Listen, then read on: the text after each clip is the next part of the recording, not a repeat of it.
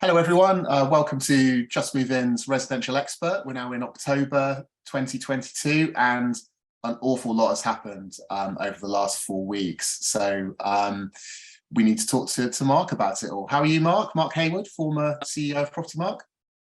I'm very well. As you said, it's a completely different landscape from just over a month ago, which is shocking that things can change so very quickly.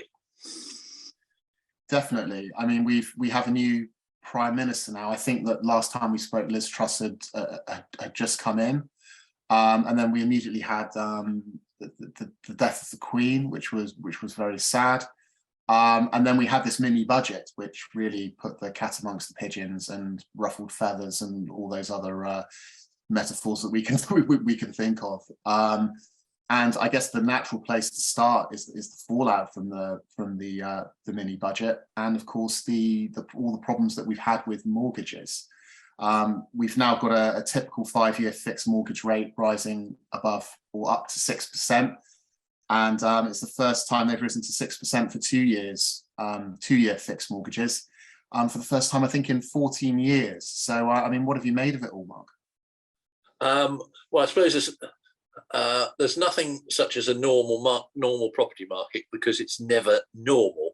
I don't think anybody could have anticipated the speed in which mortgage rates would rise. I think everybody anticipated or knew, born from the back end of last year, that interest rates would rise.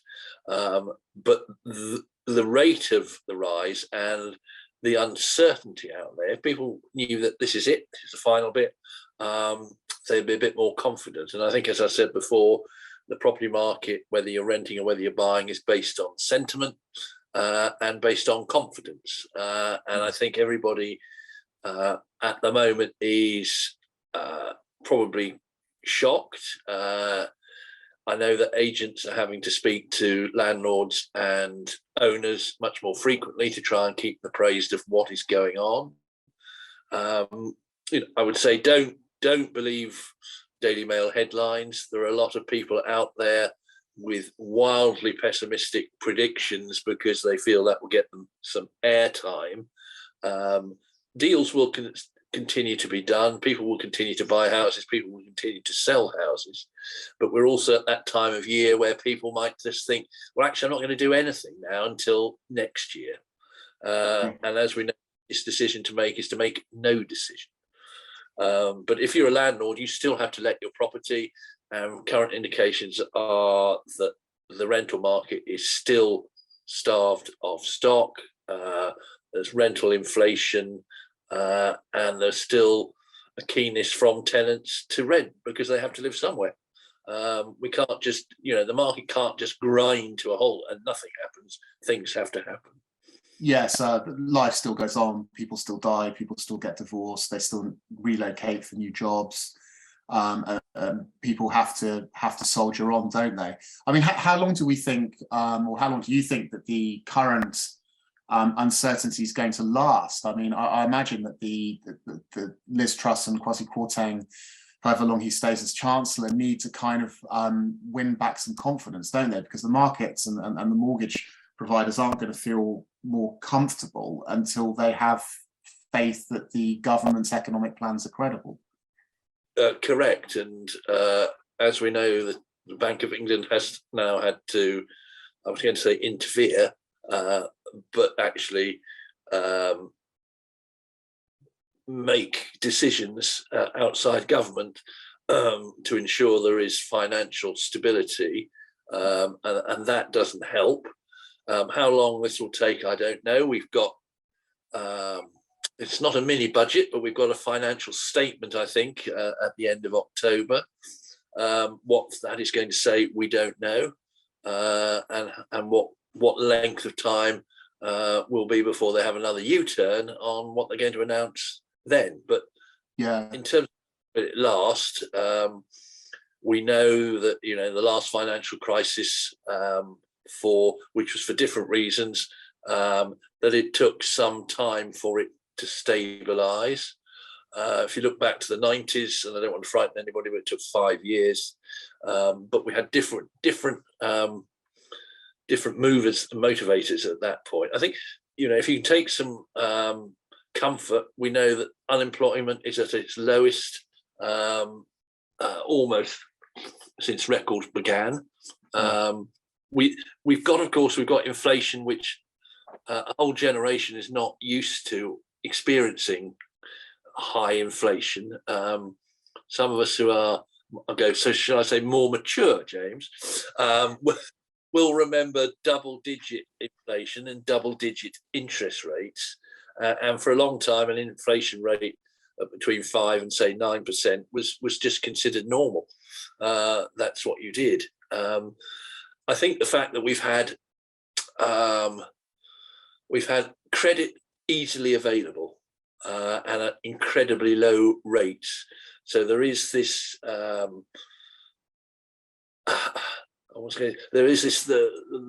issue is that people have forgotten actually interest rates can go up. We all know that they can go up and they go down. I'm still trying to answer your question. How long will this go on? I think the issue is stability. If we can see some stability and some certainty, then the whole thing will level up. But what we all know is that there has to be a general election within the next 2 years. And the current polls are saying that the Tories are unlikely to retain government, and that will mean we will have a Labour government. Perversely, historically, the Labour government has been better for property than the Tory government. I don't know if anybody knows that, but perversely... I did not. No, I did not know that.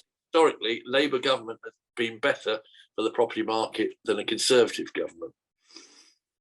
Now, that is interesting. So, I mean, normally when a new government sweeps to power, you do get a renewed sense of energy and optimism, perhaps, depending on how bad the situation is. So it could be that things are going to be a little bit rocky until the next election, and then hopefully we might see some change, a bit more stability. I don't know. It depends what are in the various manifestos. But we'll get to that a bit later on, because Labour have announced some intentions of things that they'd like to introduce were they to get into power. But we'll return to that in a bit. For now, I just wanted to talk to continue on the conversation about mortgages, and just ask really in the circumstances whether just talk about this dilemma about whether people out there are going to be going for a fixed rate or a variable rate. Because if you're an optimist and you can live with stress, there is an argument, isn't there, that a variable rate at a discount might be a good option if you think that things are going to improve relatively quickly. Yes, we're not financial advisors. Absolutely not. 5 years is a long time. It's a long time financial markets. I suspect if you were able to fix at a very low rate, you would fix for 5 years. But as the rate starts to go up, will you be as comfortable in 3-4 years' time if interest rates have stabilised, and indeed if they've gone down, still have that fixed rate around your neck? And it has happened in the past, but people are used to this fixed rate atmosphere and normality, where historically there was no, people didn't do a fixed rate. You were all on a variable. Then we had trackers that they came in. That was great as interest rates fell, but as interest rates start to rise, they may not. But again, that might be an opportunity for people if they're comfortable to have a tracker or a variable rate. They're paying the rate that there is there today, rather than hedging their bets or making some sort of forecast as to what they will be in the future. Yeah, I mean, we're at sort of 5-6% now. I mean, how high realistically do we think it could go? I mean, it's been up at 9, hasn't it? Was it in the late 90s? I mean, it was different then because people, were borrowing less because house prices were lower. I mean, how bad do you see it getting? I mean, could we get up to sort of 9% again, do we think? I mean, again, Well, we're not economists, but anecdotally, we know that underwriters are stress testing the ability of a borrower to pay up to 8.49%. So they're already testing it at that. So now, whether that's an insurance or whether they really think it's going to get that high, but I suppose there is a comfort if you are taking a mortgage out now that you have been, your circumstances have been examined very carefully. As I said, it's been stress tested. So if you get a mortgage, the underwriter and the lender thinks you'll be able to repay that mortgage at a regular rate at up to nearly 9%. I mean, I guess all of this feeds into a broader discussion on the sector generally, and we've just seen a report from the I can't remember who it was. It was we both read the same article in the Times, didn't we? Saying that it was the Oxford Institute. I wish I could remember what it is now. I did have it written down, but I can't find it. Who think that a property in the UK is 30% overvalued now? What did you make of these reports? Do you think they're onto something, or? I mean, it's quite a sensationalist headline. That's presumably why they've picked up some coverage. I don't know what they base this overvaluation on. When we continue to have a dire lack of housing. So will something that's in short supply be devalued to that extent? When we've got more people wanting to rent properties, it's still, you've nearly got 20 tenants per tenancy. We've still got a relatively low churn in the housing market. All right, went up to 1.2, I think, last year. It'll be less than that this year. But in the 90s and the 80s, we were running at 1.8, 1.9 million. So I don't know whether it's going to devalue or reduce at any great level. I don't think people believe any longer that property is a pure investment. There is this nesting attitude. We know that the pandemic has changed people's attitude as to where they live and the type of property that they're living in. We know that people are still spending 18 to 25 years in any property between moves, which wasn't common 20 years ago. It was way down to about 7 years. So you haven't got that immediacy of, I'm going to move now, I can't get what I paid for it 5 years ago, therefore I might take a huge loss on it, or I might not move. So I think there are different dynamics in place, and people's attitude towards property has changed and may well continue to change. But on top of that, we know that landlords, and I think I've said this before, are being demonized. It seems to me that anything they do is not supported by government, but people have to live somewhere. And if we're not careful, we're going to store up a huge problem for people who have been in the rental system almost until they retire or stop working, and who's going to be supplying the accommodation at that point. Yeah. It was the Oxford Economic Consultancy, and their 30% was based on affordability relative to mortgage payments and earnings. So whether we think there's much credibility in that, we're not sure, but it's one expert opinion. But the thing that's most worrying is that they've said that a crash looks increasingly likely. Now, I'm sure that we could speak to plenty of other forecasters who say that a crash isn't likely, and that we might just see, I mean, the word that you've used before is a cooling.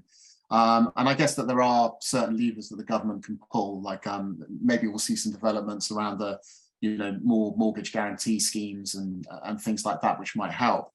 But of course, it brings us to the bigger philosophical point, which is that a housing crash would obviously be incredibly unsettling, but there are those who claim that it wouldn't necessarily be all bad if we did see a realignment, because one could argue that prices are artificially high at the moment anyway. I mean, what would you say to such arguments? Well, a 30% crash would leave a vast amount of people in negative equity. In other words, they can't move because they wouldn't be able to repay the loan that they currently have. If they're unable to pay the loan, we're looking at repossessions, foreclosures at rates that we haven't seen for 20 years. And I don't believe that's going to happen. I think, as I said before, the dynamics are different, and they change, as we know, every year. But I can't believe that we're going to see that sort of reduction. And remember, of course, only 40% of property is mortgaged. The other 50-60% is owned outright. So the pressures are obviously going to be there in terms of living costs, but I think people will try and adjust. And I know it's very easy to say that as we're just about to enter winter, and we have a cap on energy bills. That's going to go up, and everything else is going up. We couldn't have foresawn a year ago that there would be a war in effect on the edge of Europe. So yeah, and it's down to sentiment. Once you start talking about this, it soon gathers momentum in a self-fulfilling prophecy. Why do anything if it's going to be worth less tomorrow? Well, I won't buy anything. Yeah, that's the worry, isn't it? And this is where we hope that there's some sort of responsibility from the media not to, because obviously it's their job to get people to watch them on the news and to read their newspapers, and that takes dramatic headlines to get people to click. But it's not always, I guess it's the nature of the media and the nature of democracy, but sometimes it's not helpful, is it? No, it's not helpful at all. We all read and watch those headlines, I was going to say on a daily basis, almost an hourly basis, to see what's going on. I don't think the general public necessarily does, but there are headlines about interest rates and mortgages now, very, very frequently, where when they were down below 2%, no one was really interested. Yeah, you've got 24 hours a day of news to fill. What are you going to talk about and still keep it interesting? It's not fun, is it, if it's just people standing around talking about how things are okay? Okay, things and all. Yeah. Well, just moving on. Again, we're in danger of getting our crystal balls out here and pretending that we can see the future. But you mentioned earlier about the opinion polls, and Labour now 33% ahead in some of them, which I understand is some kind of record. I think at the last election, when Boris Johnson won his 80-seat majority, the biggest poll lead was about 15%. So Labour now 33%. It is looking quite likely that we're going to see a change of government in a couple of years' time. And I just wanted to talk to you really about how a Labour government may impact the property sector, not just in terms of house prices, but also the rental sector as well. Because there are a few things that they've already announced. Whether they actually make it into the manifesto, we don't know. But we know that they want to, in a way, beef up the Renters Reform Bill. They want to beef that up by making it a new Renters Charter. So they want to keep the abolition of Section 21. So Section 21 still goes. Decent home standard, they like the idea of that. The National Landlord Register, they like. But there are a couple of extra things. They want to make it 4-month notice periods for landlords, which is a bit of a change. They want to strengthen people's right to have pets, which is minor for some people, but a major thing for others. But the one that's really caught my eye is that Lisa Nandy has said that she wants to end automatic evictions for rent arrears. And I know that the National Landlords Association has immediately kind of hit back at that. By saying that this is basically, in effect, saying that paying rent is optional. I just wanted to get some sort of response from you on that. Have you read these reports? I have read the reports, and indeed, the Labour government, if it comes into being, will be looking much more closely at the rental sector. I can understand why they put things in like we're going to be sympathetic to tenants have pets. That's nice and warm, head on one side, warm feeling. I think they've probably underestimated the strength and size of the rental sector in terms of tenants. To have a 4-month period where you can't pay rent would be disastrous for a landlord. A lot of them are highly geared in terms of buy-to-let mortgages. There will be a certain element of tenants who would take advantage of that and game the system. It would dissuade landlords from buying more property, or dissuade new landlords from looking at the buy-to-let sector if they're going to see that.